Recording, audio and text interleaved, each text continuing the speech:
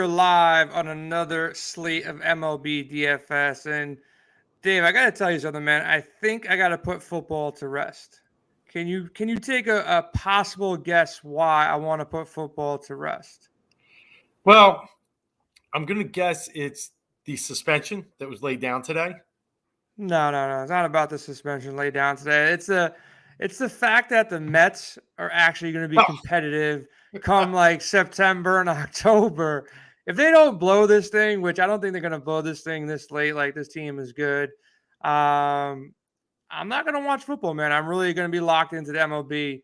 Everybody's going to hop on the football bandwagon, but if my Mets are like, cruise, this could be the year. I don't want to sleep on the year that they actually do it. So I want to see these games coming up. And a big game, Tuesday night, man. A lot of people waited a long time to see this dude come back to the majors. We're talking about Jacob deGrom.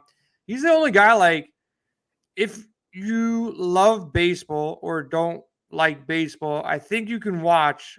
If there's anything to watch in baseball that you can maybe like watch for more than like 5 minutes if you don't like baseball, it probably is Jacob deGrom pitching. If you have any knowledge of like what's happening when he's on his A game, like I love Max, he's a beast. Like I watch him more for the animation that he does, on the field when he pitches. But deGrom, he is the definition of an ace. Not an ace that I want to play in DFS on Tuesday because I have no effing idea what's going to happen, how long he's going to go. He literally can go 4 innings and strike out 9 and still be good somehow and pay off this price.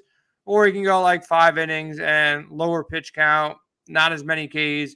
And at 10-3, like DraftKings got every price wrong pretty much the entire year as far as DFS goes. And I think it's a tough spot. 10-3, Washington, good lineup to go after. But what's your thoughts on deGrom in general? Does he last this entire run from, August, September, hopefully to October? And what's your thoughts on him in the first game back?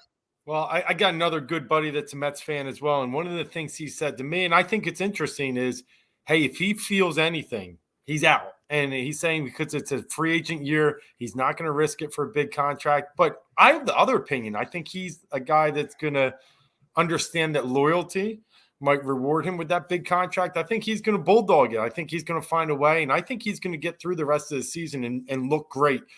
We can only remember deGrom from last year. I think it was the first 3 months of the season, let up only 6 earned runs in 13 games, had a sub-1 ERA, then had those 2 games where he ended up letting up 5 runs in 2 games. And you're like, whoa, what happened? But he still had 24 Ks in those 2 games. Then he feels that, little discomfort. And it's almost a year and a month to the day he left last July. I expect great things, but I don't expect to pay 10-3 for him. So I'll watch. I'll admire it. And I think he goes at least 5 and has a very strong outing. Yeah, around that same price tag at 10-1. You got Corbin Burns, worst lineup, he's got to go against in Pittsburgh.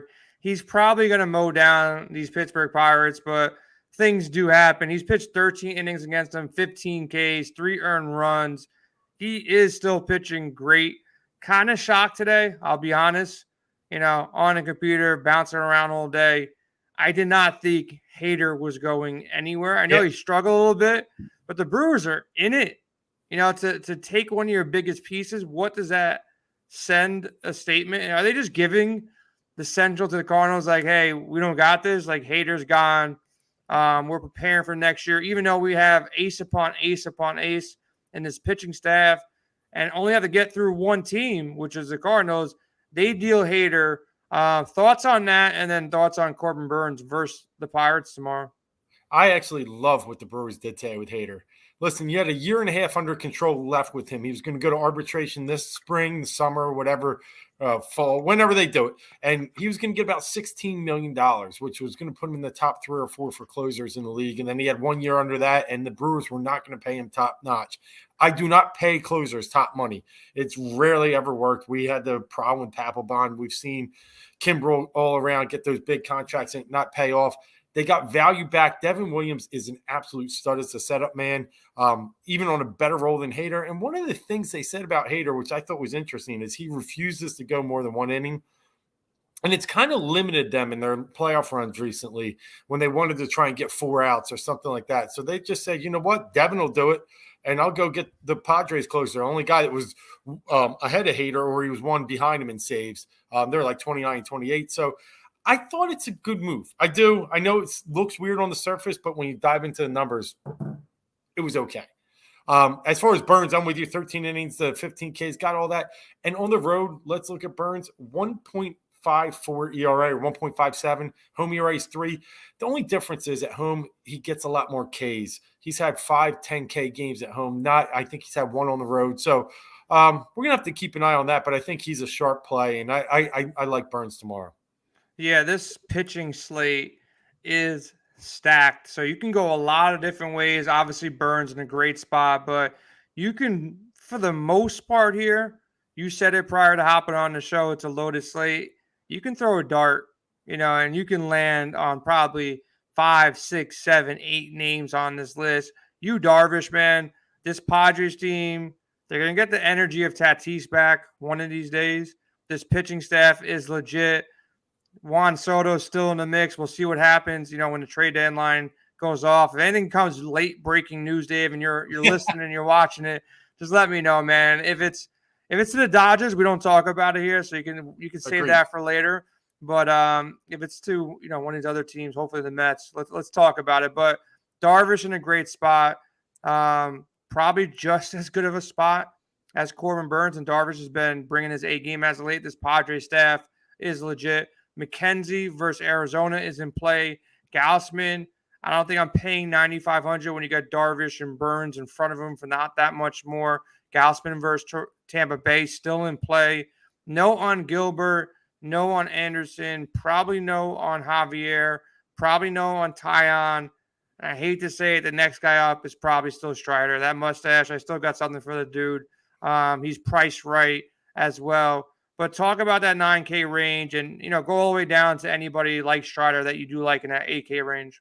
Hey, we're similar once again. I want to say you might be my favorite, even above Burns on the slate. But keep an eye on it tomorrow. They play doubleheader. I thought you, for a second, just to cut you off, I thought you said I was your favorite. I thought you were going to talk about how you prefer doing podcasts with me over Tony, but I guess – I think it's that obvious. wasn't the case. Yeah. All right. I'm gonna take it as that. So just say that and then talk about Darvish later. All right, Jay, you're my favorite, and so is you, Darvish, tomorrow night. And the thing about it is, Colorado, totally different team on the road. If you read my article today, number 1 in batting average at home, 288. On the road, they turned into one of the worst. They're 22nd in the league, below 230. And then if you look at everything else, 28 in slugging, 28 in ISO, 27 in WOBA. It's bad on the road. And you, Darvish, has just been really good, even better at home, 1.94 ERA. Really like that matchup tomorrow. But again, keep an eye on it. It's a doubleheader. He's being projected as the game 1, but, we're seeing him on DraftKings and FanDuel as game 2. So just keep an eye on that. And like you said, if you roll up and down, I would say I'll play Christian Javier. And one of the biggest reasons is since the All-Star break, Boston is second in K rate.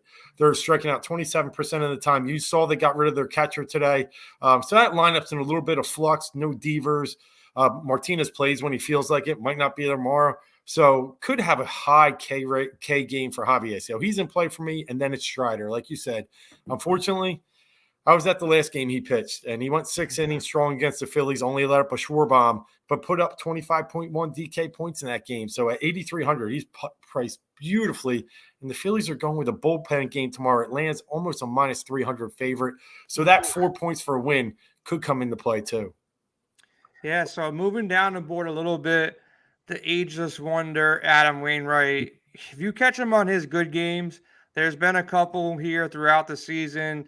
Like he goes into Toronto, and Toronto's got hot bats. He shuts them down, 7 innings, 1 earned run, 8 Ks.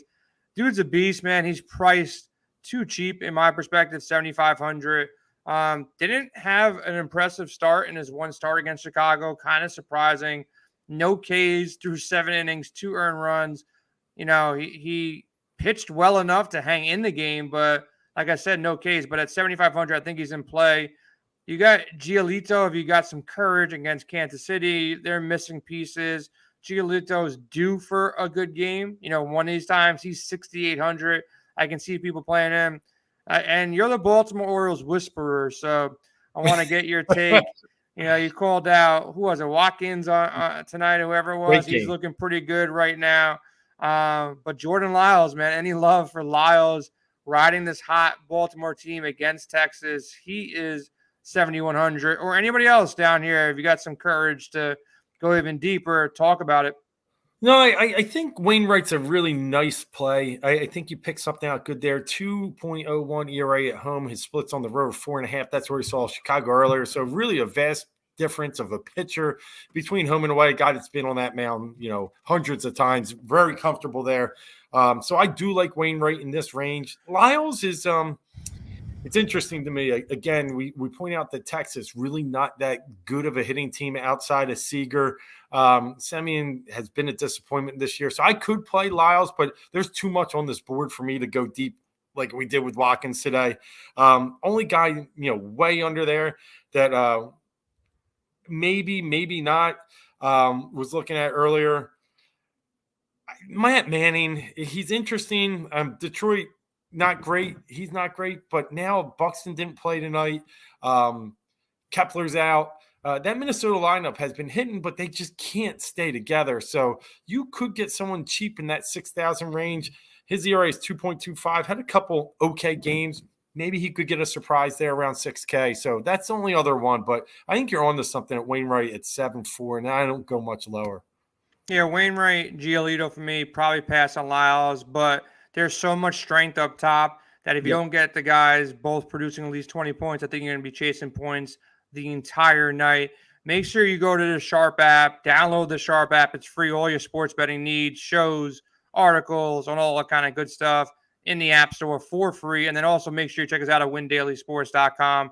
Free content every single day of the week on here. We'll have our show tomorrow covering PGA DFS and betting.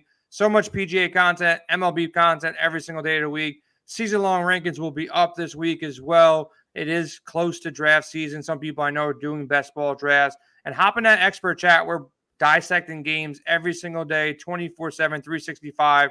Everything DFS related, sports betting related, prop related. We got you covered. But let's flip the script real quick.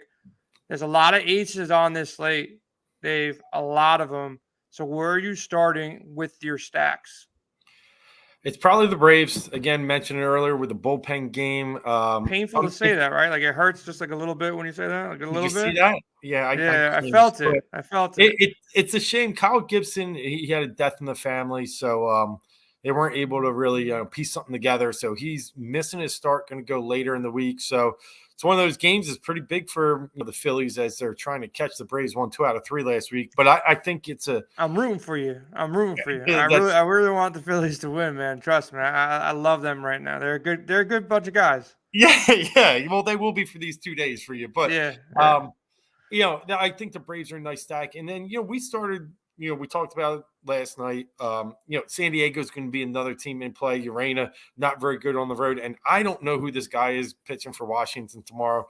But after seeing what the Mets did to Corbin tonight, I think they can jump all over this Corey Abbott. When I look at him in DraftKings, he's got a Cubs hat on. So he's been kicked around a few places. So I think the Mets might do some kicking themselves. See, man, that's why you're my favorite, man. You talk bad about the Braves and the Phillies, and you talk up my Mets. So, yeah, look, Abbott, he's going to be a spot, maybe 1-2 innings type of guy here. So, the Mets are definitely in play. Atlanta's definitely in play here. These are going to be 2 lineups that, look, you're going to want to, check out the trades tomorrow. With Hader coming out of nowhere, we got to make sure, for both sides, if we see more trades and, like you said with Boston, teams change, crucial pieces come out of that lineup and they could struggle just mentally, that their season is pretty much over if they felt like they were in a hunt. So psychologically that'll play into lineups. And then there's going to be guys just going out there towards the end of the season that we know they're just trotting out there to fill innings. And it looks like, Philadelphia and Washington are going to be doing that type of situation. So the Mets and Atlanta. And you want guys and teams that are competing for the playoffs or competing for, batting titles or home run, RBI, any kind of metrics that we can find to keep these guys interested when football season's around and they know the rest of their season is pretty much ending because they're not going to make the playoffs. focusing on those teams and the hot teams that are playing together, Mets, Braves, those are going to be two teams. We called it with New York, on the backside, the Yankees as well, man. Like, pretty much every slate, these teams are going to be trying to put up runs and win games. Not to say that other teams aren't, but not really on the Yankees tomorrow. Gilbert is a good pitcher, but Mets and the Atlanta is going to be where a lot of people start. I think San Diego's in a good spot. Thoughts on Baltimore, man? This Orioles team, they're fighting. They got no Mancini. They might be in the spot. I don't mind your call on Manning. I think he's going to only go a couple innings, though. I don't know how stretched out he is from injuries. So Minnesota in play as well. Outside of that, you have a lot of top arms, on the top side. I guess you can roll out Texas. Texas could be in the spot. St. Louis could be in the spot as well. And outside of that, any other teams that you're really looking in, to stack up tomorrow? One thing I think you brought up a great point about these guys switching tomorrow. It really strengthens your Wainwright play because we're sure Contreras and Happ are gone. So that's probably another reason to really load up on Wainwright tomorrow. But with that tangent aside, I think Baltimore's a great play. Spencer Howard, terrible. He had one start against them earlier this year. Only got to go 4 innings. I think he put up like 0.2 DK points. They lost that game 9-10 or 10-9. So he's a guy we want to go against as often as possible. So I do like the Baltimore call. I think there is some value maybe in St. Louis, with that energy there. They could surprise and get Soto. They're looking at a number 2 there. It was surprising that Keegan Thompson actually had a tremendous game his last time out. But before that, he was so bad with the minus 6.1 game. So St. Louis could be another team. But like you said, a lot of the other teams up top are playing good pitchers, the better teams. So I'm going to look at those guys that we talked about earlier. And I think that's kind of range my teams around those. So quick thing, Dave, where are these guys going? What's the biggest news that's going to drop tomorrow? Look, what do we have, around 10 hours left? I don't know, 8 hours left, 7 hours left. Who cares how many hours are left? What trades are going to be made? First question, Soto, is he gone or no by tomorrow? I think he is. I still believe that he does them no good for the rest of the season, and he'll carry this big weight on their shoulders through the offseason. I think you can get some teams paying high price right now, a very high price. The price will be good. That home run helped them today? That home run just helped push it over and the today 2 walks. I thought the 2 walks were just as impressive. He really battled Scherzer today. But I do think he goes, and I think that could open up the floodgates after that. I think we're kind of stagnant because, everybody's waiting to see where he goes. We saw Montes go today. So that puts the Yankees out of the mix. But keep an eye on Carlos Rodon. I wasn't really tracking that he was available until the last 24 hours. And the Giants, just hovering around 500, get beat again tonight against the Dodgers. I think they realize, if San Diego makes a splash, Dodgers make a splash, I think they let Rondon go because he's going to test free agency. He's having a tremendous season. So that's one surprise that I could see, and I could see him landing, not the Yankees now, but, one of those higher teams, not the Dodgers, but potentially maybe a team like Houston. I don't know. They could use another arm. Houston, man, they get a great catcher. Like, I want a catcher, man. I want a catcher in the Mets. I would have took Vasquez. Vasquez would have been fine with me, man. What's up, Yvonne? If you got any questions, let us know before we get out of here. But Contreras, where's he go, man? So, you would have. I find it tough right now. I'm not sure. I thought the Mets were a perfect landing spot for him. Perfect. And I just haven't heard enough noise out of New York, and I can't think they're sitting there silent. So I think he's got a great chance to go to the Mets. Outside of that, I mean, there are you got like a veteran pitching staff, and you got the worst hitting duo of catchers. Yeah, and you got a team that wants to win the World Series, who has money. I don't get it. Like, I can see why you don't want to trade the farm for Soto because for whatever reason, you name it, I get it. But Contreras, like, you got DeGrom and you got Scherzer and you got a winning ball club. Like, Contreras should definitely come, or they should have got Vasquez already. Like, if Vasquez was out there and he came cheap, like, should have got him. Houston's made some power moves, and they didn't really give up much so far. Same thing with the Yankees, man. Like, Cashman's out there wheeling and dealing, and what has he given up so far? I think they're going to be fine. Yeah, I think your one competition for Contreras was Houston. Out of all the contending teams that needed a catcher, Maldonado is terrible.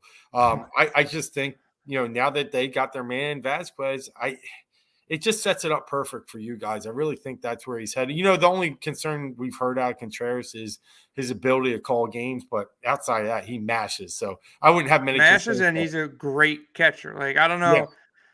If you can't call games, I don't know. I don't want to read too much into that. Sure, him and DeGrom, like, they know what the hell they're doing. Like, they'll figure shit out one way or another. And I can see it working for the Mets too, because they've been flirting with the name Dave Robertson, and Ian Happ is there. Happ can make sense as well. So, like, you package those guys together, you put a couple pieces on there, it makes sense. If they don't get Contreras and you don't get Soto and Ohtani's not really out there, at this point, I'm so desperate, like legit desperate for the Mets. I'll take Josh Bell. Like, I keep on saying it. Like, but he's where? Hitting, I guess DH, maybe spell Alonso at first base, or Alonso can DH at times. It's not the best landing spot, but switch hitting, power hitter, he makes some sense, So I don't know. It's going to be tough. It's not the best look. I'd rather have a power outfielder. You can, make some moves there, or, go out there and get the catcher. Contreras makes the most sense for me. Like, it should have already happened, but maybe, like you said, they're waiting for Vasquez to go in order to, maybe lighten the load, because we're the last team who really wants this dude. Maybe that was the play, but I don't know, man. I posted on Twitter earlier today, like, when Cohen came, the one thing I thought was, we're going to consistently, if we have a good team, we're going to make a splash at the deadline. And I haven't seen that. Last year, we got absolutely nothing. And this year so far, nothing. No discredit to Vogelbach. Like, we so far from the got nothing. Too, right? You picked up Naquin. Yeah, Naquin. Great. Maybe he turns into Jock Peterson, and Vogelbach turns into Rosario or Soler, whatever you want to call it. Maybe this is their year. But one piece did just come through while we were talking. Jose Quintana went to the Cardinals. It's looking like that's set up. But that's interesting, because the one thing the Cardinals have lacked this year is a left-handed starter. Yeah. So. Quintana's definitely thrown like 8 innings scoreless for the rest of the season in playoffs. Like, it's going to happen. The Cardinals will just like make one little tweak with him, give him whatever magic potion that, Wainwright keeps on drinking, and Quintana gets that, and he'll last like another 5 years and be a lefty ace, because Quintana still has some stuff.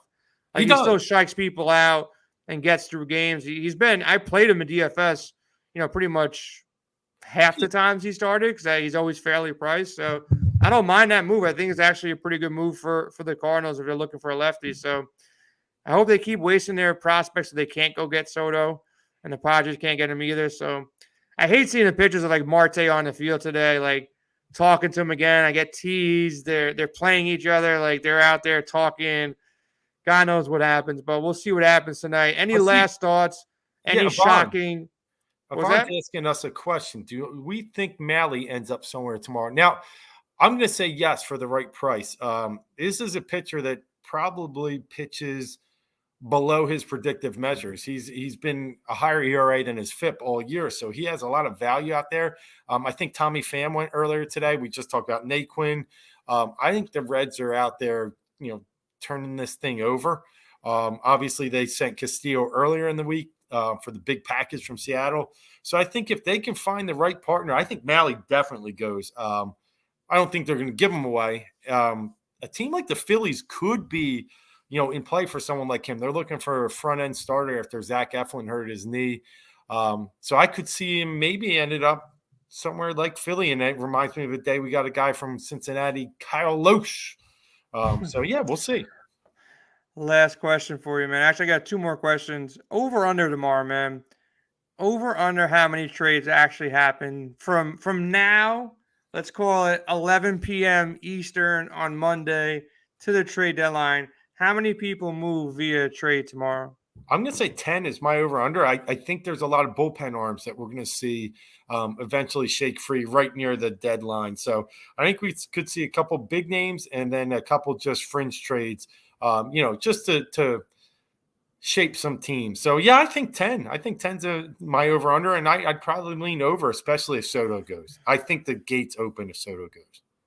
All right, we'll see what happens. Yeah, it's gonna be a lot of pieces. Like I'm talking 10 trades, not like 10 guys moving pieces. Because someone like Soto is gonna be like five people. Yeah, it's gonna be 5 alone. So I mean, like I 10 actual trades happening tomorrow. I was looking on DraftKings, but in New York they do us dirty all the time. So I can't even see if there's like a prop for how many trades. Because I can't even see like Super Bowl props on most days. They cheap out on us over there, but. Any bets you're looking at tomorrow? You got the Mets right now posted minus 285 favorite.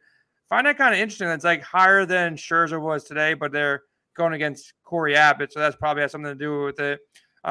Brewers heavy favorites minus 255. Yankees minus 165 against the Mariners. Blue Jays Gausman minus 145 versus the Rays. Sounds kind of good. McKenzie minus 135 against Gallen and the D-backs. Strider minus 225. Yeah. The play I made today, we talked about it yesterday a little bit. The Mets team total over. I think the Braves team total over. It could make some sense. You're playing 2 hot teams versus some bad pitching. Wainwright minus 170 against the Cubs. Archer minus 190 against the Tigers. Maybe some love for some Jordan Lyles plus 105. I think so. Orioles beat the Rangers. That makes some sense. Javier is a big favorite, minus 225. And the Dodgers seem pretty good, minus 145. Anytime you're getting a nice number on the Dodgers, against a team like the Giants, I think that makes some sense. Anything that you're looking at early on, though? Yeah, I would look at the Baltimore game a little bit. I think that's interesting. Again, Spencer Howard, very bad. So I was surprised that they're even a slight favorite in that game. Keep an eye on Javier's strikeouts. I like anything in the 6.5 range. Like I said, Boston's second since All-Star break in K rate. Also going to look at Yu Darvish too. Colorado, kind of middle pack K rate, but if we're getting a good number on there, if I can get 6.5, listen, he has 45 Ks in 34 innings in July. He has 3 double-digit games, so he's starting to find that strikeout ball in the groove with the curveball. So I'll see what we get when the props open in the morning. But you and Christian Javier are 2 guys I'll look in the K prop game. And me are your favorite host ever, right? Awesome. Favorite host ever. So You got that. Make sure you check us out at WinDailySports.com. Tony's not around all week, so we'll be doing a lot of these streams together. He's on vacation. Look like you're on vacation. Hopefully you're spending some nice time with your wife and family by the shore. But I asked you a question earlier. I don't know if you saw it while I'm bouncing around here. I got this shirt. I told Sia I was going to wear it tonight.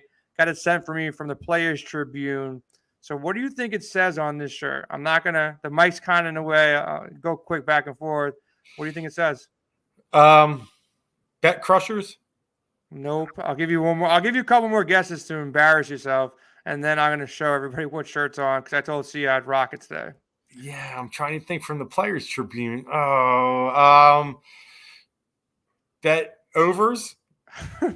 Bet one more guess. Yeah, bet on the baseball? I don't know. No. So joking around with Sia, I think you got a pretty good. I'm assuming you have a good wife by your side. Yes, I got one by my side, and Sia's got one by his side. I don't know if you saw Sia's wife playing the guitar the other day for some PGA DFS. So it came from the Players Tribune, so it actually says bet on women. I like it. So I like it. You should have seen it, but your eyes are old, man. You don't got your camera hooked up right, but it's actually a really comfortable shirt too, so I rock it all the time. But check us out at WinDailySports.com. A lot of stuff going to be coming out. NFL player prop models, MLB player prop models. We got our guy Ghost really working in the lab, trying to finish some stuff.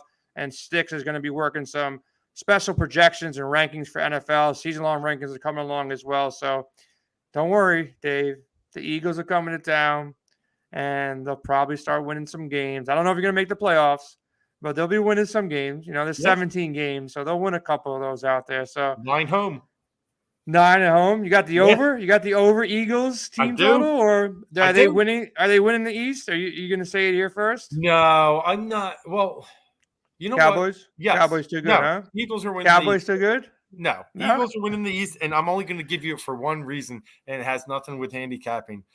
nobody's won the NFC East 2 straight years in about 17, I want to say it is. It's dating back to about 07 with the Eagles and Andy Reid. So they flip-flop every year, and we know the Commanders. I don't even know. And no Giants. So it's got to be the Eagles. So, yeah, they're winning it. So for 17 years, a team hasn't repeated, and I'm assuming, I can't remember, Dallas won last year, I'm assuming. Yep. So it's the Eagles' turn this year. No shot that this powerful – I think people are sleeping on the Giants' offense. Yeah. I think they can do some things here. Coach. I like the coach. So maybe you do bet on the Eagles for the division. You probably got a good number on that. You've got to, see what happens, early with this team. But it's going to be an interesting NFL season, man. A lot of drama already started, with what happened.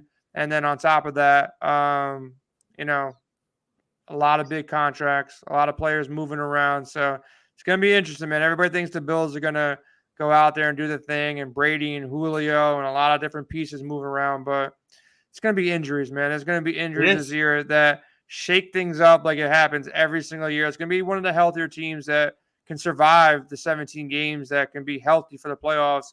You kind of seen it last year, even though, the Rams dealt with some injuries. They weren't as battered as, the Bucs were, with no wide receivers out there and battered offensive line. So a lot of things will change over the season, but we'll be getting you covered on there.